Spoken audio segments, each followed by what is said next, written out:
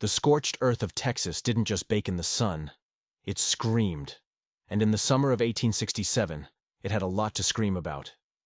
Chief Running Elk stood on a ridge, his face a roadmap of hard years and harder fights, and watched his warriors return. They were supposed to be scouting. They were supposed to be hunting. They were not supposed to be bringing back a ghost. But there she was, a white woman, with hair like a fiery sunset, perched on a pony. Her dress was shredded, her face smudged with dirt and terror, but her back was straight. She wasn't just a captive, she was a survivor. And survivors were dangerous. Running Elk met them at the camp's edge. His best warrior, Swift Arrow, swung down from his horse, his face grim. "We found her by the burned wagons," Swift Arrow said, his voice low.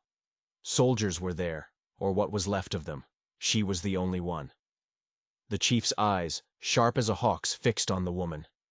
He saw the fear, but underneath it, something else. Something like steel. "What is your name?" he asked, his English rough but clear. She flinched at the sound of his voice. "Sarah," she whispered, her own voice a dry rasp.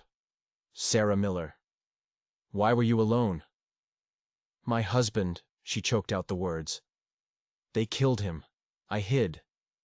She looked past the chief, at the teepees, at the curious faces of the Comanche women and children. She was a lamb in a wolf's den. Or so it seemed. But Running Elk had lived a long time.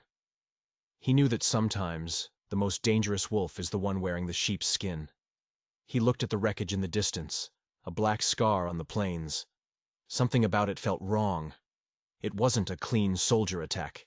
It was a butchering. "You will stay here," he declared, "until we decide what to do with you." Her eyes widened. "Please, I have family. At Fort Richardson, they'll pay." Running Elk cut her off. "The soldiers hunt our people. We go nowhere near their forts." He turned to an older woman, Mourning Dove. "Take her. Feed her." As Sarah was led away, a strange thought coiled in the chief's mind. She was the only one left alive. Why? What made her so special? His thoughts then shifted, as they always did, to his son. His broken son. Little Wolf. He found him in his lodge, the air thick with the smell of wood shavings and despair. Little Wolf sat on a buffalo robe, his legs stretched out before him, lifeless. 2 years ago, he was the future of the tribe. The best rider, the fiercest hunter. Then a fall during a hunt had stolen his legs, and with them, his spirit. His hands, though, were still strong. He was carving an arrow, his movements precise, angry. "Our warriors brought a white woman," Running Elk said, his voice softer than it was with anyone else. Little Wolf didn't look up. "And? Will her white skin heal my legs, father?" The words were sharp, meant to wound. Running Elk let the pain glance off him. "She has lost her husband. She is alone." He paused. "She needs someone to teach her our ways. You speak her tongue better than anyone." Little Wolf scoffed, a bitter, ugly sound. "Teach her what? How to sit? How to be useless? I am a burden, not a teacher." "Your mind is not a burden," Running Elk said, his voice firm again. "Your spirit is weak, but your mind is strong. Do this. Find a purpose again." The chief left, the heavy hide flap falling shut, leaving Little Wolf in the shadows with his rage. He stared at his useless legs, then at the half-finished arrow in his hand. A white woman, another mouth to feed, another problem. He didn't know the half of it.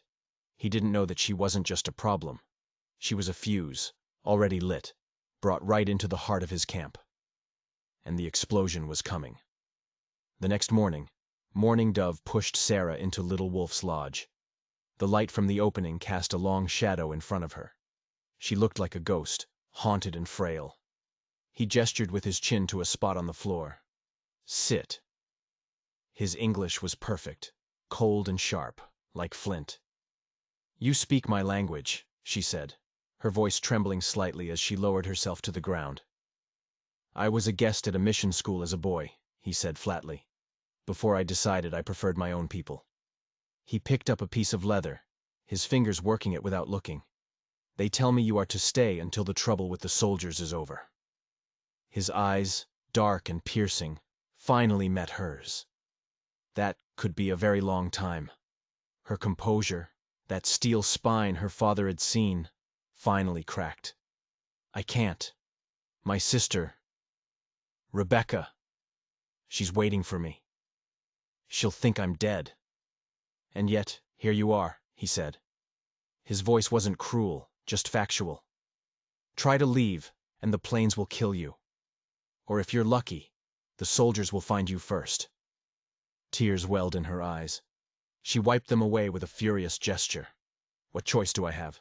"None," he answered, and for the first time, a flicker of something other than contempt crossed his face. He gestured to his legs. "Just as I had no choice when my horse fell." He didn't tell her the rest. He didn't tell her he was sure the horse hadn't just fallen, that the cinch on his saddle had been cut, that someone in his own tribe wanted him dead or broken. He just said, "We walk the path we are given." His words hung in the air, a cold comfort. But as she sat there, trapped in a lodge with a broken warrior, Sarah clutched a secret in the pocket of her torn dress, a small charred piece of wood from her husband's wagon. It was all she had left of him, or rather, all she had left of his work. Burned into the wood was a strange symbol, a snake eating its own tail around a stylized letter C. It meant nothing to the Comanche, but Sarah knew what it meant, and she knew the men who had left that mark would not stop looking for her. They hadn't missed her in the brush. They were letting her run because she had what they really wanted, and they would follow. They would follow her right here. The days bled into one another, each one a copy of the last. Sarah learned the rhythm of the camp. The women's work was hard, their hands calloused, their laughter sharp. Mourning Dove was a stern teacher, but fair. Sarah learned to grind corn, to find water, to read the clouds. She was learning to survive. Her afternoons were spent with Little Wolf. The tension between them was a taut wire. He was a reluctant teacher, she a reluctant student. "No," he'd snap as she butchered a Comanche phrase. "The sound comes from the throat, like a hawk's cry." "It's hard," she'd say, frustrated. "I learned your language in a cage," he shot back. "You learn mine under an open sky. You have the better bargain." One day, she saw him staring out the lodge opening, his jaw tight. A group of warriors was practicing with bows, their shouts and laughter echoing through the camp. Among them was a broad-shouldered man named Black Stone.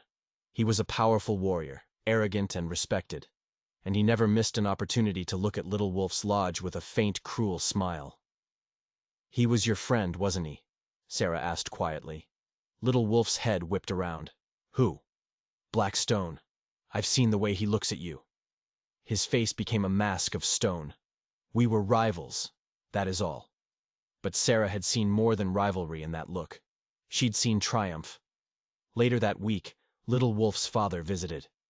Chief Running Elk's presence filled the small lodge. He spoke to his son in their own tongue, his voice a low rumble. Sarah, her understanding of the language growing, caught snippets. "Spirit fades. Must find strength. The woman." When the chief left, Little Wolf was silent for a long time, his hands gripping the wheels of a small cart he'd built to move himself around. "My father thinks you are some kind of medicine," he finally said, his voice laced with bitterness. "He thinks by teaching you, I will heal myself." "And will you?" Sarah asked, her gaze direct. His dark eyes flashed. "What do you know of healing? Your husband is dead. You are a captive. Are you healed?" The blow landed true. She flinched. "I had a son once," she said, the words coming out before she could stop them. "He died of a fever. My husband, Thomas. We were moving to Fort Richardson to start over." The lie tasted like ash in her mouth. They weren't just starting over. They were running. Little Wolf's expression softened almost imperceptibly. "We are both haunted, then." That night, she couldn't sleep. The faces of the men from the attack swam in her mind. Not soldiers, not Comanche.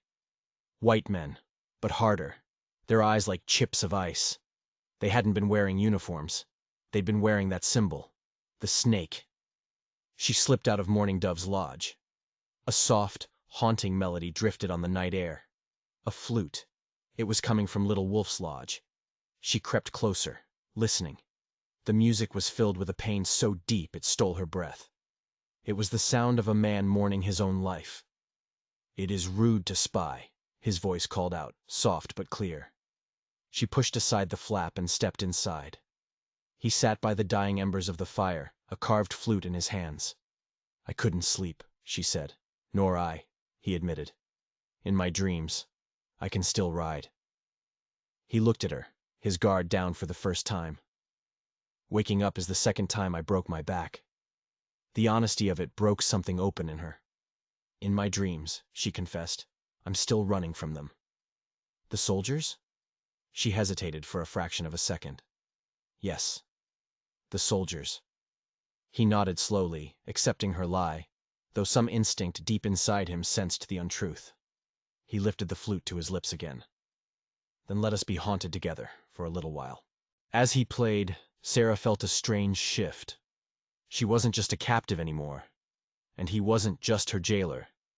They were two broken people, sitting in the dark, listening to a song of loss under a vast, uncaring sky. And outside, somewhere on that same dark plain, the men with the snake symbol were getting closer. She could feel it. A cold dread that had nothing to do with the night air. The first sign of trouble came with the dawn. A hunting party, led by Swift Arrow, returned early. They didn't carry any game. They carried grim news. They had found tracks, not soldiers. Shod horses, but too many. And they were moving in a wide circle, like wolves tightening a noose around the camp's location. Running Elk called a council of elders. The mood in the camp shifted from peaceful routine to anxious whispers. Sarah felt a knot of ice form in her stomach. It was them. It had to be them. She took Little Wolf his morning meal. He was already awake, his face tense. "The scouts found tracks," he said before she could speak. "They are looking for something, or someone." His eyes bored into hers, full of questions he hadn't yet asked. "Perhaps I could talk to them," Sarah offered, her voice sounding weak even to her own ears. "Tell them I'm here, that I'm safe." A bitter laugh escaped his lips. "You think they want you safe, Sarah Miller. Men who ride like that are not on a rescue mission. They are on a recovery mission. They want what you have." Her hand instinctively went to her pocket, to the charred piece of wood. His eyes followed the movement. "What is it you carry so closely?" he demanded. "What did your husband have that was worth so many lives?" The direct question stunned her. She had lived with the lie for weeks, and now it was being ripped away. "He was a cartographer," she stammered. "A map maker." "A map to what?" Little Wolf pressed, his voice relentless. "What is in these lands that is worth more than a man's life?"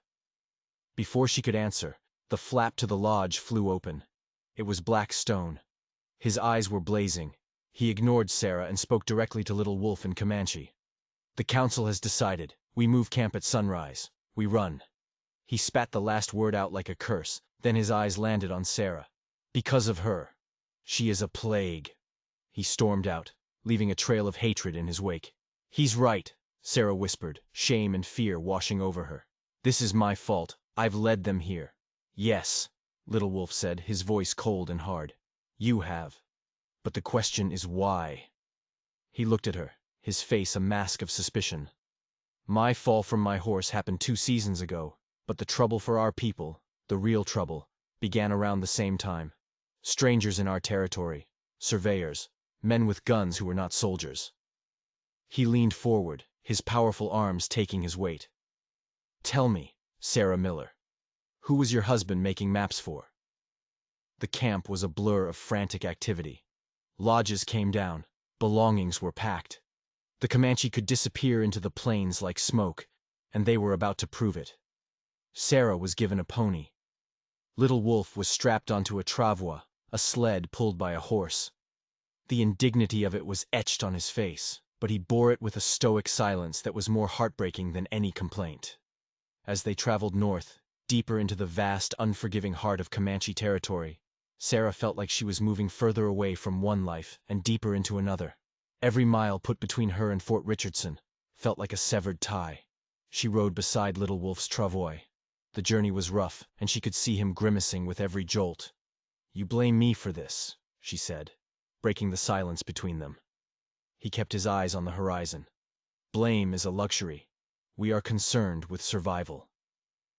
"It was a company," she said suddenly, the confession tumbling out. "The Continental Land and Rail Company.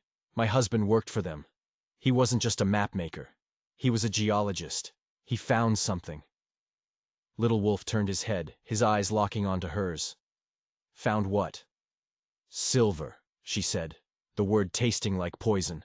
"A huge vein of it, right in the heart of your sacred lands." The revelation hung in the air, heavy and ugly. The greed of the white man, a story the Comanche knew all too well. "The symbol on the wood," he said. "It wasn't a question. It's their mark." She nodded. "Thomas. He found out they weren't planning to buy the land. They were planning to take it. They were making deals with the army, with anyone they could corrupt. He was going to expose them. He had a ledger. A record of all their bribes, their crimes. That's what they wanted. That's what they're still looking for." "And where is this ledger?" Little Wolf asked, his voice dangerously quiet. "I don't know," she lied. "It must have burned in the wagon." He stared at her for a long moment, his eyes searching her face, trying to peel back the layers of her deceit. He knew she was still holding something back. But for now, he let it go. The immediate danger was all that mattered. They made a new camp in a hidden canyon, a place of natural defense with fresh water and good grazing. The routines of life began again, but the atmosphere was different. Every warrior was on edge. Sentries were posted day and night. The enemy was out there, and they were hunting. One evening, Running Elk came to see his son. Sarah was there, mending a hide. The chief looked at her, his expression unreadable. "The council has spoken," he said, using his broken English for her benefit. "You have brought danger to us, but you have also spoken truth." He paused. "You are no longer a captive. You are one of us until this trouble passes. Morning Dove will call you daughter." It was an offer of protection, of belonging, but it felt like a cage closing around her. If she accepted, she would be turning her back on her old life, on her sister, forever. "But my sister," she began. "When the snake is dead, we will talk of your sister," Running Elk said, his tone final. After he left, Little Wolf looked at her, a strange light in his eyes. "He has offered you our name, our protection. He does not do that lightly." "I know," she said quietly. "But what if the snake can't be killed? What if it's too big?" "Everything can be killed," he said. Then he changed the subject, his voice taking on a different tone. "You walk like a prisoner, always looking at the ground. You need to see the sky." "What's the point of looking at the sky when you're trapped under it?" she countered.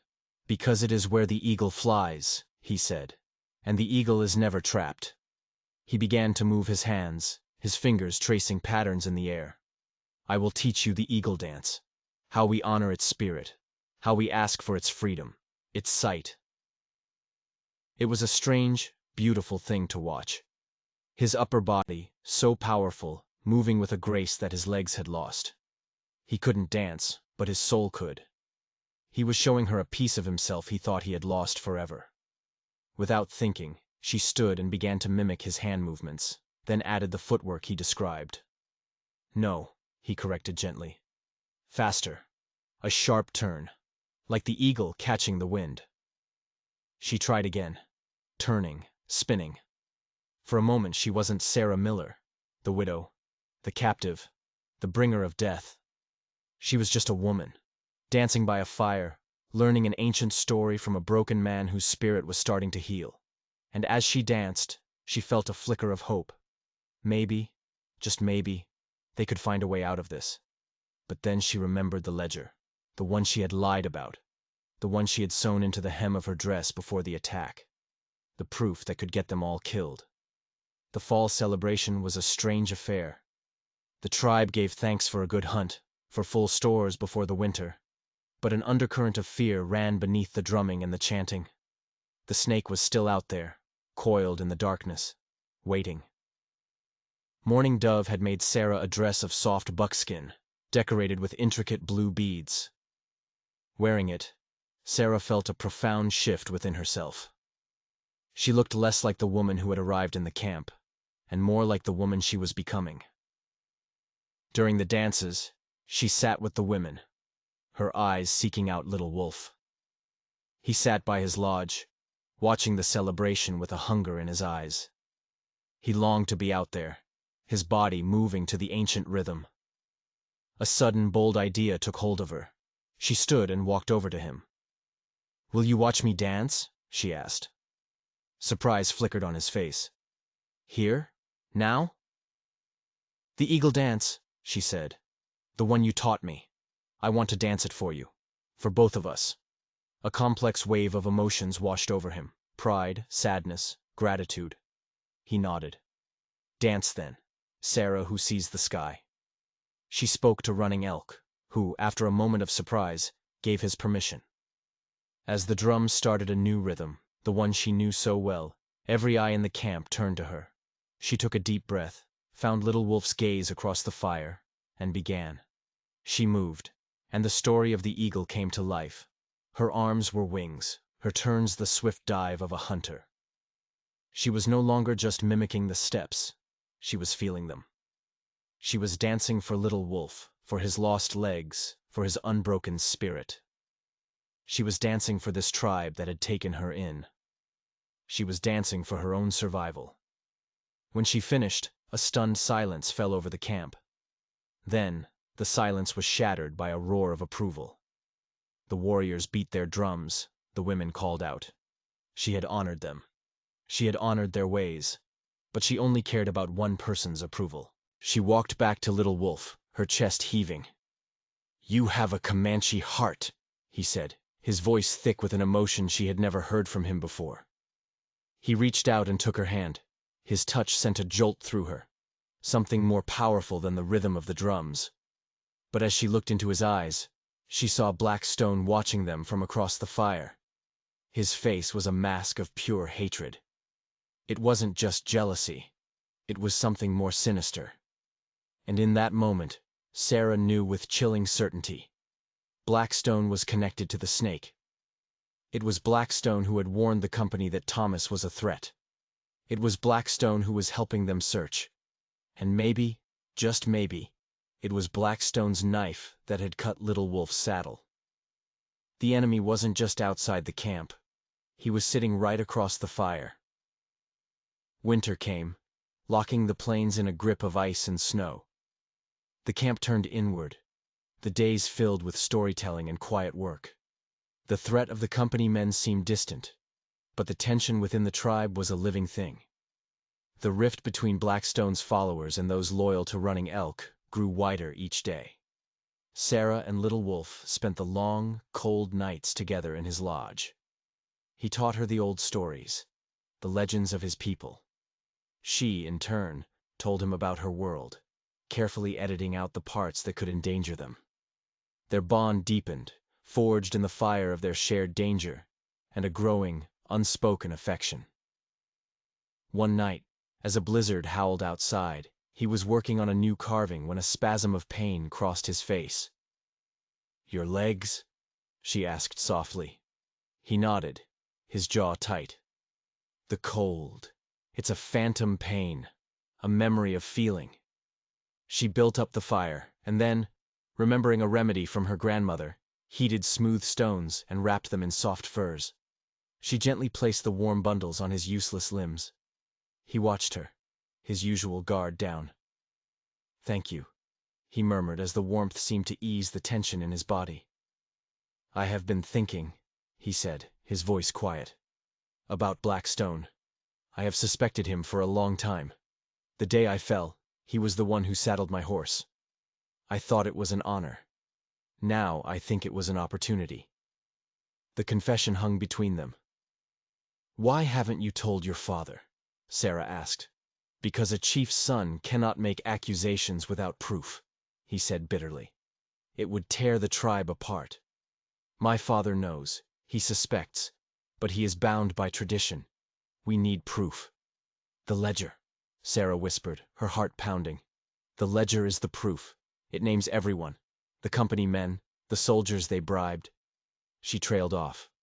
And the Comanche warriors they paid for information? Little Wolf finished for her, his eyes boring into hers. Is Blackstone's name in that book, Sarah? The time for lies was over. Yes, she admitted. And others too. Men loyal to him. Thomas wrote that Blackstone promised them access to the silver vein in exchange for weapons and power. "And where is it?" he demanded, his voice like steel. "This book that holds all the answers?" She took a deep breath, reached down to the hem of her buckskin dress, and ripped the seam. She pulled out a small, oilskin-wrapped book. Thomas's ledger. She handed it to him. He took it, his fingers tracing the cover. This was the prize. The object that had cost her husband his life and brought an army of killers to his people's doorstep. He opened it. The pages were filled with Thomas's neat handwriting, names, dates, amounts. A detailed account of the company's web of corruption. "This is the proof," Little Wolf said, his voice filled with a cold fury. "This will bring him down." But as he looked up, his eyes filled with a new terrifying realization. "And this is your death warrant, if they know you have it." Suddenly, from outside the lodge, came a shout of alarm, followed by the crack of a rifle. The blizzard had provided cover. The snake had found them. The hunters were no longer waiting. They had come into the camp, and they were coming for the ledger. Chaos erupted. The rifle shot was a signal. Company men, wrapped in heavy winter cloaks, materialized out of the swirling snow, their guns blazing. The Comanche warriors, caught by surprise, scrambled for their weapons. It wasn't a battle. It was a massacre in the making. Inside the lodge, Little Wolf acted instantly. "The back!" he hissed, pointing to a section of the teepee wall. "Cut it! Run! Take the ledger and run to my father." "I'm not leaving you," Sarah cried, grabbing a knife. "You must!" he roared, his face desperate. He pushed the ledger back into her hands. "It is the only thing that matters now. Go!" He grabbed a bow and a quiver of arrows, his movements swift and sure. He might not be able to walk, but he could still fight. Sarah slashed at the back of the lodge, the frozen hide resisting. Outside, the screams and gunfire grew closer. She could hear Blackstone's voice, shouting orders, not in Comanche, but in English. He was leading them. The ultimate betrayal. She finally ripped a hole large enough to squeeze through and tumbled out into the blizzard. The wind and snow were a blinding, disorienting wall of white. She scrambled to her feet, clutching the precious ledger, and tried to get her bearings. Running Elk's lodge was on the other side of the camp, an impossible distance away. A figure loomed out of the snow in front of her. A company man, his face scarred, his eyes holding a victorious glint. He raised his rifle.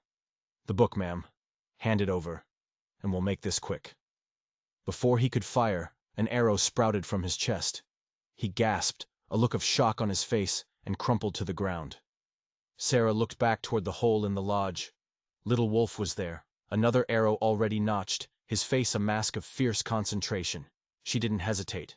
She ran. She stumbled through the chaotic camp, a ghost in the storm. Warriors and company men fought in brutal, close-quarters combat. She saw Mourning Dove, her face streaked with tears, trying to herd children to safety. She saw Swift Arrow, fighting back-to-back with another warrior, holding off 3 of the attackers. And then she saw Blackstone. He wasn't fighting. He was standing near the central fire, directing the attack, pointing out lodges. He was systematically dismantling his own tribe for greed. He saw her then. His eyes locked on her, and he knew instantly what she carried. He abandoned his post and charged after her, a long knife in his hand. Sarah's lungs burned from the cold air. Her feet were numb. Blackstone was faster, stronger. He was closing the distance. She risked a glance over her shoulder. He was almost on her. Suddenly, a massive figure appeared at her side. Chief Running Elk, his face a thundercloud of righteous fury, slammed into Blackstone like a rampaging buffalo. The two men went down in a tangle of limbs, their knives flashing in the firelight. "Go!" the chief bellowed, grappling with the traitor. "To the canyon edge! Signal the other villages!" Sarah didn't need to be told twice. She scrambled up the rocky path at the edge of the canyon, her hands raw, the ledger tucked safely inside her dress. Below her, the battle for the soul of the Comanche raged on. She had to get help. She reached the top, gasping for breath, and looked out over the plains. There was a signal point here, a pile of wood ready for a fire that could be seen for miles. As she fumbled with her flint and steel, a voice spoke from the darkness behind her. "I knew you were more trouble than you were worth." She spun around. It wasn't one of the company men. It was a Comanche warrior, one of Blackstone's men. He had followed her. He held a war club in his hand, his intentions clear. She was trapped. She had the proof that could save the tribe, but she was about to die for it. The warrior advanced, his club raised. Sarah backed away, her heel catching on the edge of the cliff. Below, the snowy canyon floor was a dizzying, fatal drop. There was nowhere left to run. Her hand went to the small knife at her belt, a pitiful defense against the warrior's brute strength. But just as he lunged, another arrow whistled out of the storm. It struck him in the shoulder, not a killing blow, but enough to make him roar in pain and surprise. Sarah looked down the path. It was Little Wolf. He had dragged himself from his lodge, through the battle, up the treacherous path, using nothing but the incredible strength of his arms and his indomitable will. He lay on the snowy ground, his bow in hand, his chest heaving from the effort. "Sarah," he gasped. "The fire." His intervention bought her precious seconds. The wounded warrior, enraged, turned his attention from her to the crippled man on the ground. It was the mistake that would cost him his life. Sarah didn't watch. She turned her back on the fight, her hands shaking but steady, and struck the flint against the steel. A spark caught, then another. A tiny flame licked at the tinder. She blew on it gently, coaxing it, praying. Behind her, she heard the sounds of a desperate struggle, a grunt, the sickening thud of the club, and Little Wolf's cry of pain. She forced herself not to turn around. The flame grew, catching the kindling. A plume of smoke began to rise, thick and black against the white snow. The signal. It was lit. With the fire blazing, she finally spun around, her heart in her throat. The warrior lay dead, Little Wolf's hunting knife buried in his throat. But Little Wolf was slumped against a rock, his face pale, a dark stain spreading across his side where the war club had struck him. He was alive, but badly hurt. She rushed to his side. "I'm here," she whispered, tearing a strip from her dress to press against the wound. He managed a weak smile. "I told you," he breathed. "The eagle is never trapped." Down below, the battle had turned. Running Elk had defeated Blackstone, the traitor's body now lying still in the snow. The arrival of Swift Arrow and his warriors at the chief's side had rallied the Comanche defense. The company men, their leaders dead or captured and their element of surprise gone, were falling back, trying to escape into the blizzard. The sight of the signal fire, now roaring atop the cliff, sealed their fate. It was a beacon of defiance, but it was also a warning. Help was coming. The entire Comanche nation would soon descend on this place. There would be no escape.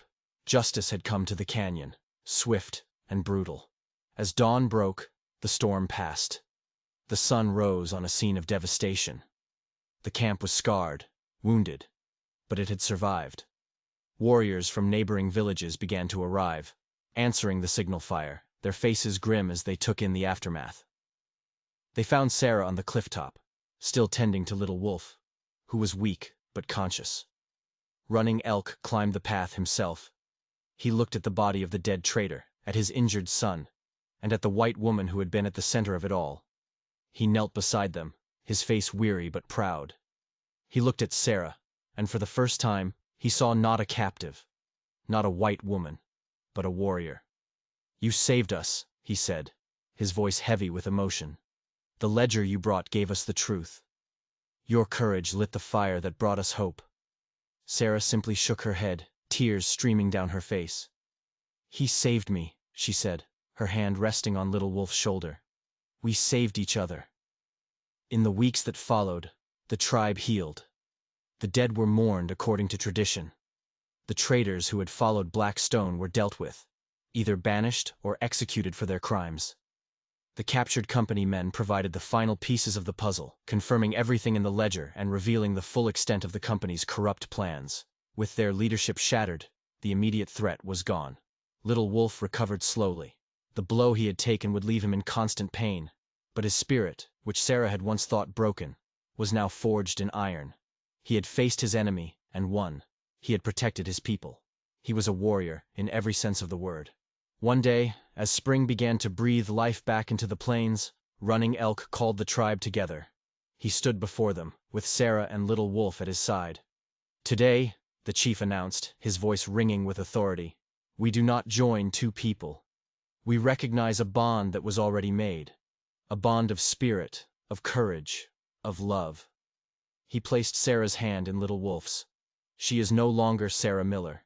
She is Sarah who sees the sky, a daughter of the Comanche, and wife to my son, Little Wolf, the protector of our people." The tribe erupted in a cheer that echoed through the canyon, a sound of rebirth and renewal. Months later, Sarah stood at a trading post, a neutral ground between two worlds. Across from her stood her sister, Rebecca, her eyes wide with a mixture of disbelief and awe as she listened to the incredible story. "So you're staying?" Rebecca asked, her voice barely a whisper. "With him?" Sarah looked over at Little Wolf. He sat in a cart he had designed, a testament to his ingenuity. He met Rebecca's gaze with quiet dignity. "I love your sister," he said in his clear English. "She is my heart." Sarah turned back to Rebecca, her own heart full. "I thought I was a captive," she said, "but I was just lost. I'm home now." She embraced her sister, a final loving farewell to the life she had left behind. As they rode back to the canyon, Sarah rode beside Little Wolf. The sun was setting, painting the Texas sky in hues of orange and purple. She had been brought to this land in chains of fear and grief, a lone survivor of a massacre. But in the heart of her enemy's camp, in the eyes of a broken man, she had found not just survival, but a freedom she had never known. Her journey had been one of fire and blood, of betrayal and sacrifice. But it had led her here. Home. What started as a capture had become her destiny. If you enjoyed this story of survival and finding home in the most unexpected of places, please hit that like button and subscribe for more tales from the edge of the map. Let me know in the comments where you're watching from and what you think Sarah's greatest moment of strength was. Thanks for watching.